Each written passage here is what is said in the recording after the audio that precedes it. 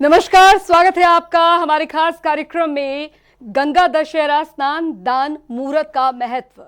आपके साथ मैं हूं अंजलि भंडारी और जनता टीवी की इस खास पेशकश में हम आपको बताएंगे कि गंगा दशहरे का क्या महत्व होता है, क्यों आखिरकार इस दिन गंगा स्नान बेहद पवित्र माना जाता है और आपकी जो मनोकामनाएं हैं वो किस तरीके से पूर्ण हो सकती है अगर आप आज के दिन मां गंगा की पूजा अर्चना विधिवत तरीके से करते हैं। और आज हमारे स्टूडियो में मौजूद हैं ज्योतिषाचार्य आचार्य डीपी शास्त्री जी। सर, स्वागत है आपका। तो चलिए फिर शुरुआत हम करते हैं अपने इस कार्यक्रम की और आपको बताते हैं कि गंगा दशहरे पर कैसे करनी है मां गंगा की आपको पूजा।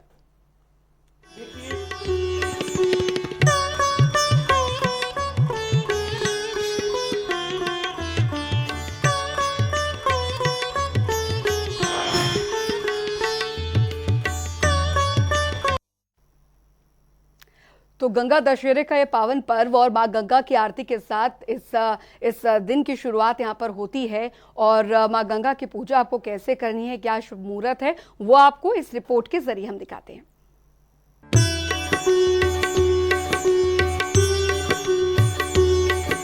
हिंदू धर्म में गंगा दशहरे का दिन खास माना गया है। मान्यता है कि इस दिन मां गंगा की पूजा अर्चना करने व गंगा स्नान करने से जातक को पापों से मुक्ति मिल जाती है। हिंदू पंचांग के अनुसार हर साल ज्येष्ठ माह की शुक्ल पक्ष की दशमी तिथि को गंगा दशहरे का पावन पर्व मनाया जाता है। धार्मिक मान्यताओं के अनुसार इसी दिन मां गंगा स्वर्ग से पृथ्वी पर अवतरित हुई थी। गंगा दशहरे के दिन मां गंगा की पूजा अर्चना करनी चाहिए। मान्यता है कि मां गंगा की पूजा करने से समस्त पापों से मुक्ति मिल जाती है और मृत्यु के बाद मोक्ष की प्राप्ति होती है। इस दिन शिवालय में गंगा जलाभिषेक के बाद अमृत मृत्युंजय का जाप करने के साथ अच्छे स्वास्थ्य और लंबी आयु की प्रार्थना करनी चाहिए। माना जाता है कि गंगा श्री विष्णु के चरणों में रहती थी। भागीरथ की तपस्या से शिव ने उन्हें अपनी जटाओं में धारण किया। फिर शिव जी ने अपनी जटाओं को 7 धाराओं में विभाजित कर दिया। माना जाता है कि गंगा का जल पुण्य देता है और पापों का नाश करता है। वहीं इस बार गंगा दशहरे पर कई अद्भुत योग बन रहे हैं। इस दिन रवि और सिद्धि योग का संयोग बन रहा है। इसके साथ ही इसी दिन शुक्र ग्रह कर्क राशि में प्रवेश करेंगे, जिससे धन योग का निर्माण हो रहा है। ऐसे में धन प्राप्ति के लिए मां गंगा की अच्छे से पूजा करें। आइए अब जानते हैं गंगा दशहरा पूजा विधि, महत्व, मंत्र, आरती और शुभ मुहूर्त। गंगा दशहरा तिथि शुरू 29 मई 2023 सुबह 11:49 से। गंगा दशहरा तिथि समाप्त 30 मई 2023 दोपहर 1:07 तक। आइए अब आपको बताते हैं गंगा दशहरे के दिन कैसे करें मां गंगा की पूजा। गंगा दशहरे के दिन सुबह जल्दी उठकर गंगा स्नान करें। इसके बाद हर हर गंगे का उच्चारण करते हुए 10 बार डुबकी लगाएं। यदि आप गंगा में स्नान नहीं कर पा रहे हैं तो नहाने के बाद गंगा जल अपने ऊपर छिड़कें। नहाने के बाद सूर्य देव को जल चढ़ाएं। इसके बाद मां गंगा की पूजा करें। गंगा जी की पूजा करते समय हर चीज को 10 की संख्या में रखें। इसके बाद मां गंगा की आरती और मंत्रों का जाप करें। जरूरतमंदों को सामर्थ्य के अनुसार दान दें। हिंदू धर्म में गंगा नदी को मोक्षदायिनी नदी के रूप में जाना जाता है।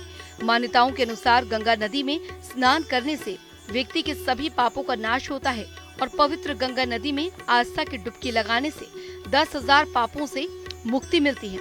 इसमें 3 प्रकार के पापों का नाश होता है। इसमें दैहिक, वाणी और मानसिक रूप से किए गए पाप धुल जाते हैं।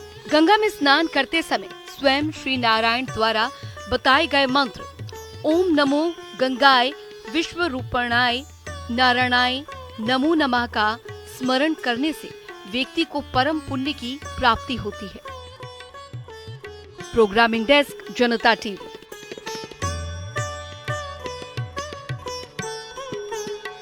तो चलिए सबसे पहले आपको बताते हैं कि गंगा दशहरे का क्या कुछ महत्व होता है और क्या कुछ मुहूर्त है आज आपको जब मां गंगा की पूजा अर्चना करनी है और स्नान का क्या महत्व होता है गंगा स्नान का।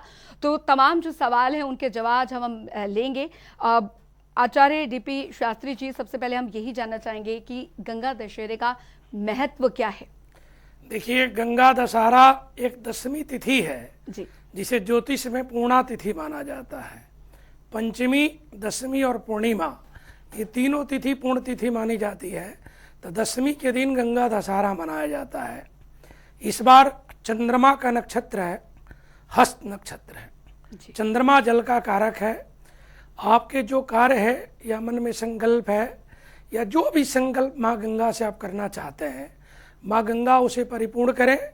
उस दिन आप ब्रह्म मुहूर्त में उठें और उठ करके अगर आप नदी के तट पे हैं, गंगा के तट पे हैं या किसी तीर्थ में हैं तो स्नान करें। अगर नहीं है, घर में है, तो कोशिश करके सुबह उठें सूर्योदय के पहले, और गंगाजल अपने घर में नहाने का जो बर्तन है, पात्र, उसमें डालें।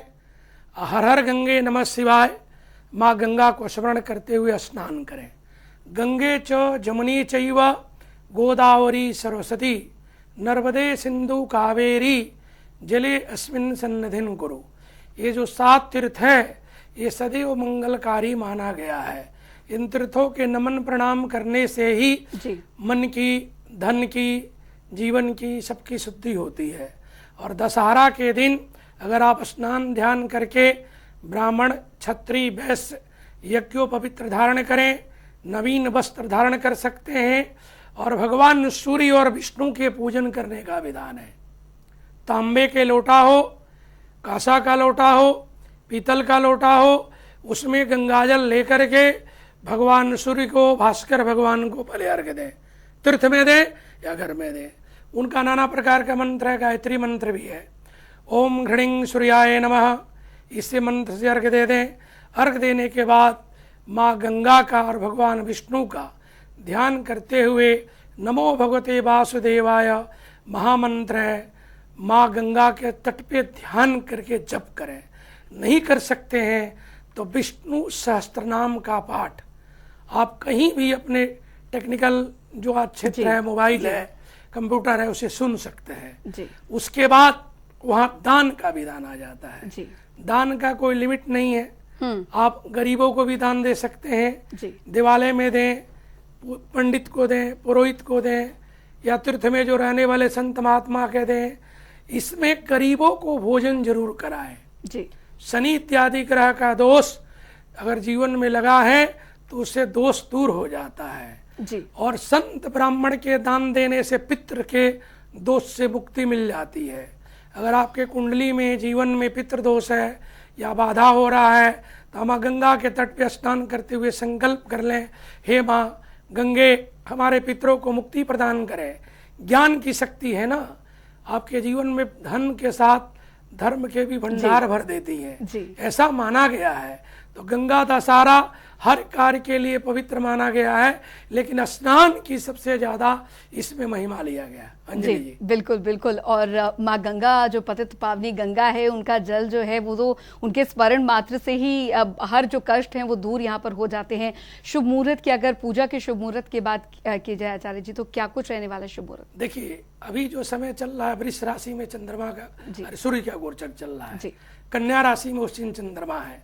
ब्रह्म मुहूर्त से बड़ा कोई स्नान नहीं है। सूर्य की लालिमा पृथ्वी पे आ रही हो, गंगा के तट पे अगर आप हैं, उस समय स्नान कर रहे हैं तो सर्वोपरि स्थान है। उसके 2 घंटे पीछे तक भी स्नान कर सकते हैं। किसी कारणवश कोई नहीं स्नान कर पा रहा है तो 11:30 बजे से 12:30 बजे तक जो इसमें 48 मिनट का अभिजित मुहूर्त होता है, उसमें भी स्नान कर सकते हैं। उसमें भी कोई नहीं कर पाया, नौकरी में है, व्यापार में है, समय नहीं है, तो रात्रि के माने सूर्यास्त से पहले गोधली लग्न जो होता है, उस समय भी माँ गंगा को आप स्नान कर सकते हैं। माने सूर्योदय से सूर्यास्त तक किसी भी समय आप माँ गंगा को स्नान करें। गंगा पतित पावनी है। आपके जीवन में दैहिक, दैविक, भौतिक 3 तरह का ताप है। तीनों ताप के निवारण के लिए गंगा का स्नान किया जाता है। गंगा दर्शनार्थ मुक्ति, गंगा के दर्शन करने से ही मोक्ष की यानी मुक्ति की प्राप्ति हो सकती है।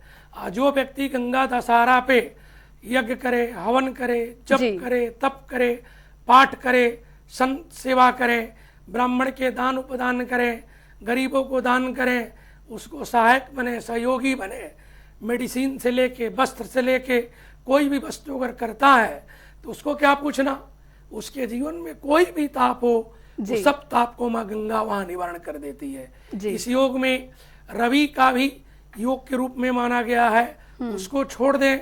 सिद्धि योग में सर्वा सिद्धि योग का भी माना गया है। जी। उस योग की कार्य किया गया अपने आप में परिपूर्ण हो जाता है। धन की प्राप्ति होती है, सुख की प्राप्ति होती है। किसी व्यक्ति किसी राशि का हो, उससे नहीं मतलब है। माँ माँ है, गंगा गंगा है। जी। स्नान का इसमें महिमा है। जी। चाहे आप बद्री क्षेत्र में हैं, चाहे आप हरि क्षेत्र में हैं, चाहे नर्मदा में हैं, काशी में हैं, अन्यथा इलाहाबाद प्रयाग में हैं, अयोध्या में हैं, कृष्णा में जी। हैं, गोदावरी हैं, किसी भी भारत के भूमंडल में किसी नदी के तट पे आप हैं, माँ गंगा को स्मरण करके स्नान करेंगे तो गंगा का फल ही आपको प्राप्त होगा। जी आचार्य जी, क्योंकि अगर कई बाधाएं ऐसी होती है जीवन में जो कि कई परिवार उससे जूझ रहे हैं और वो हमारे इस कार्यक्रम को भी देख रहे हैं, तो ये दिन अगर किसी दाम्पत्य जीवन में सुख नहीं है या संतान की प्राप्ति नहीं हो रही है, तो ये दिन कितना महत्वपूर्ण हो जाता है ऐसे लोगों, ऐसे परिवारों के लिए। देखिए, जिसको संतान नहीं हो तो जोड़े से दंपति जाएं, गठबंधन करें एक दूसरे के साथ, पीला फूल पीला अक्षत लेकर के द्रव दक्षिणा डाल के और जोड़े से नहाएं और नहाते हुए हरि का स्मरण करें, गंगा का स्मरण करें, देवताओं से प्रार्थना करें, पितरों को प्रणाम करें और बाहर आकर के संतान गोपाल का एक मंत्र है, ओम देवकी सुत गोविंद वासुदेव जगतपते देहि में तन्यम कृष्ण त्वामहम शरणम गता। इस मंत्र को एक माला जप कर लें, संतान पुनः उसको जीवन में प्राप्त हो जाएगी। माँ गंगा संतान भी देगी। किसी बच्चों का विवाह नहीं हो रहा है, बार बार बाधा उत्पन्न हो रहा है, वो गंगा को स्नान करें और गंगा के स्थान पे श्रृंगार, जिस तरह हम भगवती को श्रृंगार देते हैं, श्रृंगार की सारी वस्तु खरीदें, माँ गंगा से नमन प्रणाम करते हुए श्रृंगार अर्पण करें। माँ गंगा को जब श्रृंगार देंगी तो उसके जीवन में सुहाग की प्राप्ति होगी, यानी पति का सुख मिलेगा, दाम्पत्य का सुख मिलेगा और कार्य की उसकी सिद्धि हो जाएगी। जी। कुछ लोग हैं जो निरोग नहीं है, बार बार मन से रोगी रहते हैं, बीमारी छोटी हो या बड़ी हो, मन से उनके रोग ही नहीं निकलता है। ऐसे मानसिक रोग के लिए गंगा स्नान करते हुए उस स्थान पे काला तिल, जौ, अन्यथा काला उड़द, मिष्ठान में काली कोई मिष्ठान हो, जितने गरीब लोग हैं, लंगड़े हैं, अन्यथा और भी लोग हैं जिसे आज के डेट में हम लोग नाना प्रकार के नाम से जान रहे हैं जी, उनको दान करें। क्या दान कर सकते हैं? जो आपकी शक्ति है। उसमें खाने की चीज सबसे ज्यादा है। आप खाने की वस्तु सबको खिलाएं और खिला करके माँ गंगा को स्मरण करें। मैं आपको पूरा भगवती के साक्षी मानते हुए जी, वचन देता हूँ कि आप जरूर निरोग हो जाएंगे। माँ गंगा आपको जो है सो जितना आयु है निरोग प्रदान कर देगी और अंत तो भगवती सबको मोक्ष प्रदान करती है। जीते जी अगर मोक्ष प्रदान करती हैं तो बड़ी अच्छी बात है। जो लोग देश में नहीं हैं उनके अगर अंत समय भी 10 दिन के अंदर गंगा में अवशेष लोग डाल लेते हैं तो ऐसे वेदों में माना गया है, पुराणों में है कि उसको ज्ञान गंगा, शक्ति गंगा, मोक्षदायिनी गंगा उस जीव को मोक्ष प्रदान कर देती है।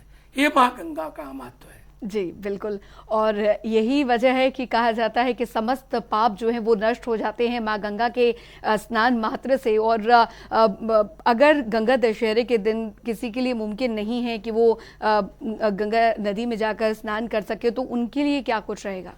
देखिए, मैं पहले ही प्रोग्राम को बताया था कि व्यक्ति कोई नौकरी में है, व्यापार में है, चाहे प्रदेश है, विदेश है, वहाँ गंगा है ही नहीं, चाहे उसके पास गंगाजल कम से कम हो जाए तो बड़ी अच्छी बात है जी। अगर गंगाजल ना भी हो तो स्नान करते समय माँ गंगा को स्मरण करें जी। हर हर गंगे नमः शिवाय, हे माँ गंगा ज्ञान ज्ञायिनी, हमको जो है सो शक्ति प्रदान करें, भक्ति प्रदान करें, हमारे कार्य को सिद्ध करें। गंगा का स्मरण मुख में निकलना चाहिए, चाहे आपके नहाने का बेडरूम का बाथरूम हो या तीर्थ हो, मुंह से जरूर जपना है और भगवान विष्णु को स्मरण करना है, क्योंकि चरणों से निकली गंगा प्यारी, जिसने सारी दुनिया तारी। जी। विष्णु के चरण से माँ गंगा निकली है। जी। अच्छा, ब्रह्मा जी के कमंडल में माँ गंगा है। जी। ब्रह्मा जी के कमंडल से ऋषि अगस्त लेकर के मांग के आए हैं, तो दक्षिण भारत में उनका दूसरा स्वरूप है। भगवान शिव के जटा में गंगा है। गंगा कोई साधारण कन्या नहीं है, जी गंगा देव कन्या है। मात्र 10,000 वर्ष तक कलिकाल में गंगा मृतलोक में रहेंगी। अगर आप गंगोत्री से अन्यथा कर्णप्रयाग, रुद्रप्रयाग, ऋषिकेश, अन्यथा हरि क्षेत्र हरिद्वार धर्म क्षेत्र जिसे माना गया है, माया का क्षेत्र माना गया है, इसमें आप स्नान करते हैं तो बड़भागी हैं, जी आप सौभाग्यशाली हैं। जिस दिन गंगा लुप्त होकर के देवलोक चली जाएंगी, उसी समय घोर कलिकाल का प्रभाव होगा। जी जल ही नहीं मिलेगा दर्शन करने का, पीने का, नहाने की तो बड़ी बात हो जाएगी। इसीलिए इस शुभ अवसर का कन्या के चंद्रमा के हस्त नक्षत्र में आप सब लोग लाभ उठाएं और अपने देवताओं को, मने पितरों को, दोनों को प्रणाम करते हुए देव प्रसन्न हो और पितृ प्रसन्न हो, तभी आपके जीवन में मंगल कार्य होता है। जी। नहीं तो हर मंगल कार्य में कोई न कोई बाधा होता है। जी। जिस तरह विवाह है, अन्य कोई कार्य है, बिल्कुल। जब कोई करने जाए बीच में बाधा है तो समझ लीजिए पितरा प्रसन्न है या देव के साथ पितरों की संधि नहीं है। जी ऐसा योग ज्योतिष में लिया जाता है। जी बिल्कुल। आचार्य जी, क्योंकि कहा जाता है हर तरह के दोष जो हैं वो मिट जाते हैं गंगा जल के स्मरण मात्र से। अकाल मृत्यु दोष की अगर यहाँ पर बात की जाए तो वो किस तरीके से मिटता है गंगा दशहरे के दिन पूजा अर्चना करने से? देखिए, अकाल मृत्यु जीवन में किसी का ना हो, बाकी जिसको अकाल मृत्यु होता है ना, उसको गति नहीं होती है जी, बहुत समय लग जाता है। जिस तरह भागवत कथा में वर्णन आता है कि गोकर्ण जी महाराज धुंधकारी को अकाल मृत्यु हो गई थी, जी तो उसके मुक्ति के लिए श्रीमद् भागवत महापुराण के कथा श्रवण कराए थे। गंगा के तट पे अगर जाएं, स्नान करें, तो एक कम से कम भागवत के 5 श्लोक, 11 श्लोक, 2 श्लोक पढ़ लें, सुन लें किसी विद्वान के द्वारा। नहीं तो आजकल बहुत सुविधा है, उससे जिस व्यक्ति की अकाल मृत्यु होती है उसे गति प्रदान कर देती है माँ गंगा।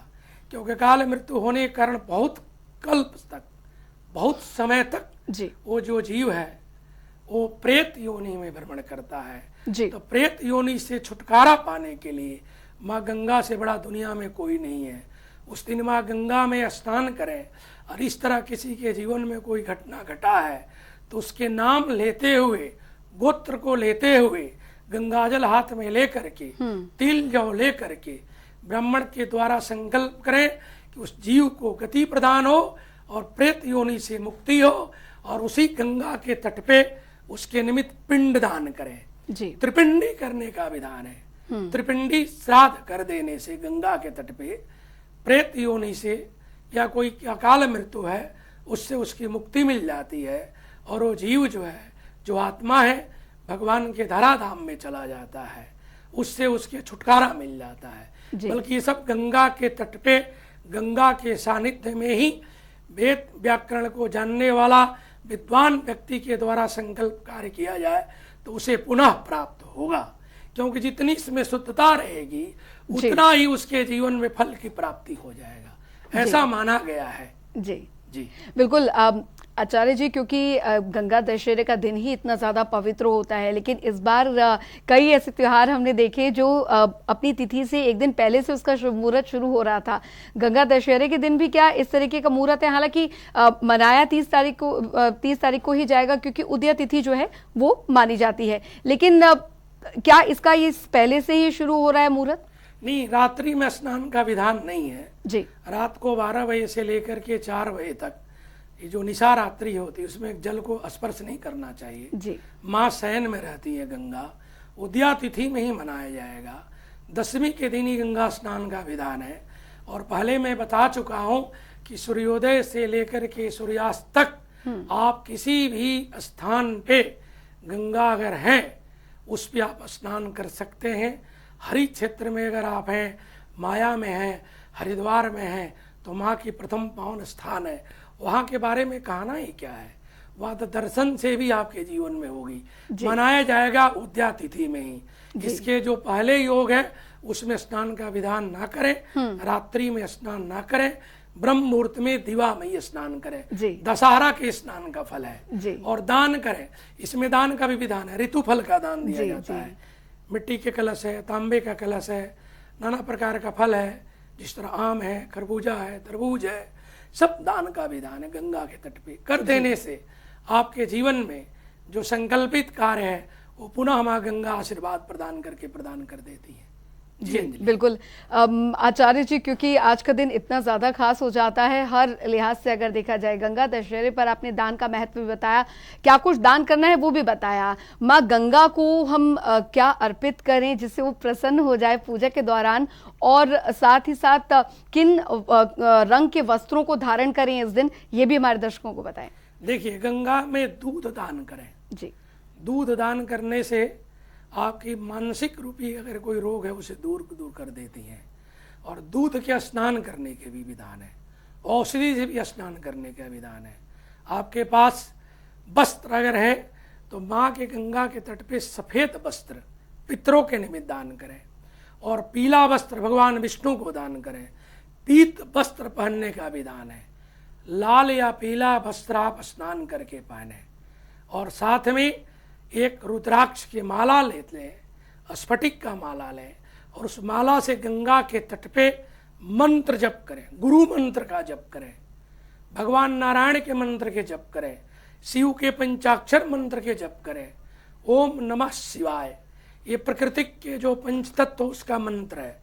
इसमें अग्नि तत्व है, वायु तत्व है, जल तत्व है, पृथ्वी तत्व है, आकाश तत्व है। पंच तत्व का योग ओम नमः शिवाय में है जी।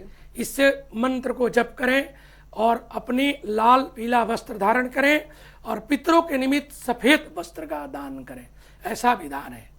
जी बिल्कुल आचार्य जी, अगर बात आती है बच्चों के लिए, क्योंकि हर अभिभावक जो चाहता है कि उनके बच्चे जो हैं वो काफ़ी पढ़ लिख कर अफसर बने या उनका भविष्य जो है वो उज्जवल हो, तो गंगा दशहरे के दिन जो अभिभावक हैं जो अपने बच्चों की अच्छी आयु और अच्छी उनकी पढ़ाई लिखाई, उनके भविष्य के लिए कामना करना चाहते हैं माँ गंगा से, तो उनके लिए क्या कुछ उपाय हैं? देखिए, गंगा के पुत्र भीष्म पितामह हुए, उनसे बड़ा कोई विद्वान जी। और पृथ्वी पे धराधाम पे धनुधारी भी नहीं था जी। जिसके सामने भगवान कृष्ण भी आते थे तो हाथ जोड़ करके नतमस्तक हो जाते थे। तो उनकी अगर शरण में जा करके जो विद्यार्थी विद्या के क्षेत्र में है वह स्नान करके वहाँ पे गौ सेवा कर दें, गाय अगर है उसको पालक इत्यादि खिला दें, हरी चीज़ खिला दें तो बड़ा शुभ है। अगर बच्चे नहीं भी जाते हैं उस दिन तिथि में ओम ऐं बागवादिनी सरस्वती नमः जी। सरस्वती मंत्र के जप करें। ओम ऐं बद बद स्वाहा जी। माँ का मंत्र है, ओम ऐं बद बद स्वाहा, ओम ऐं सरस्वती बागवादिनी स्वाहा।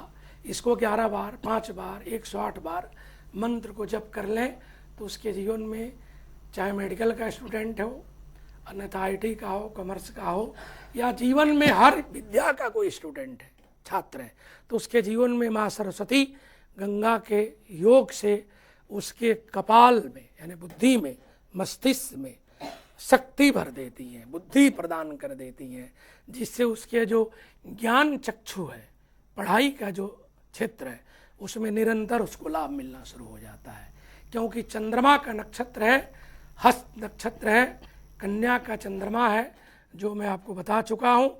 इस दिन माँ सरस्वती का सरस्वती चालीसा का भी कोई बच्चा पाठ कर लेता है एक बार भी, तो उसके बुद्धि की प्राप्ति माँ गंगा दशहरा पे माँ सरस्वती दोनों मिलकर प्रदान कर देंगी, ऐसा योग बना हुआ है।